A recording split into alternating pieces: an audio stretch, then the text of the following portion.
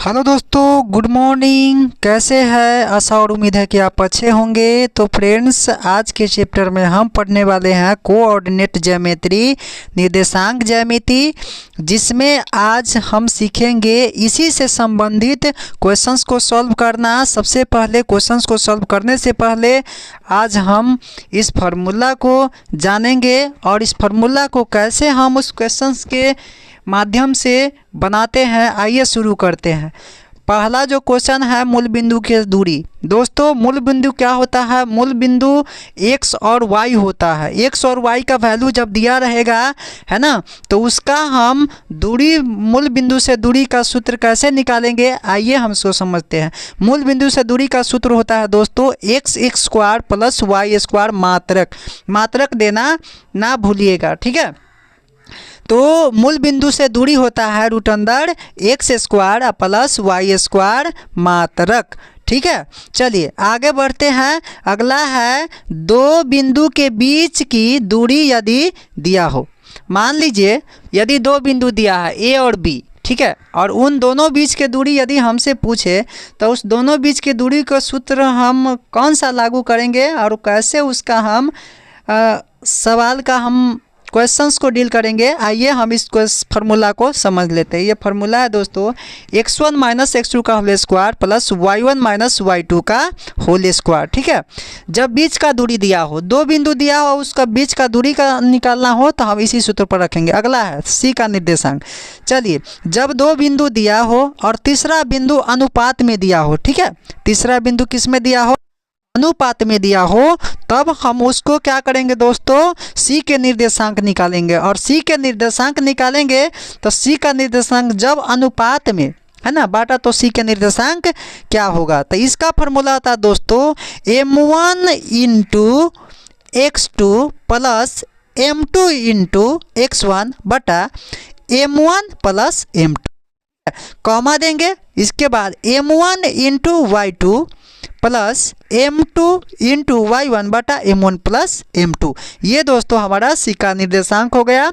और सी का निर्देशांक हम कब निकालेंगे? जब दो बिंदु दिया रहेगा और बीच का बिंदु जो है वो आपका अनुपात में दिया रहेगा, तब हम सी का निर्देशांक निकालेंगे। चलिए अगला जो है इसी प्रकार अगला जो है मध्य बिंदु का निर्देशांक। मध्य बिंदु का निर्देशांक दोस्तों होता है जब कोई बिंदु लिए हैं, जैसे मान लें त्रिभुज में है, त्रिभुज में आपको खींचेंगे और तीन बिंदु निकालेंगे, हमको बीच वाला निकालना होगा, बीच वाला दूरी आधा वाला। तब हम क्या करेंगे? इस फार्मूला का, है ना, किसका? मध्य बिंदु के निर्देशांक वाले फार्मूला का प्रयोग करेंगे। तब जाकर क्या होगा? हमारा मध्य बिंदु का निर्देशांक निकल जाएगा, ठीक है। उसी प्रकार से दोस्तों अब हम समझेंगे इसका वो फार्मूला क्या होता है? x1 प्लस x2 बटा 2 y1 प्लस y2 बटा 2। ये x1 प्लस x2 बटा 2 y1 प्लस y2 बटा 2, ये हमारा मध्य बिंदु का निर्देशांक हुआ। चलिए अगला क्वेश्चन है दोस्तों, उसका फार्मूला त्रिभुज के केंद्रक निर्देशांक। त्रिभुज के केंद्रक निर्देशांक होता है x1 plus x2 plus x3 बटा 3 y1 plus y2 plus y3 बटा 3। ये आपका केंद्रक निर्देशांक। अगला है त्रिभुज के अंदर केंद्रक निर्देशांक।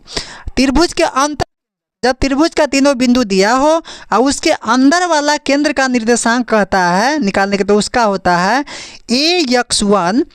ax1 plus bx2 plus cx3 बटा 3 a plus b plus c ay1 plus by2 plus cy3 बटा a plus b plus c। ये दोस्तों आपका त्रिभुज के अंतः केंद्रक निर्देशांक हुआ। चलिए अगला त्रिभुज का क्षेत्रफल। अगर तीन बिंदु दिया हो त्रिभुज में और उसको क्षेत्रफल पूछे तो उसका क्षेत्रफल दोस्तों निकालेंगे।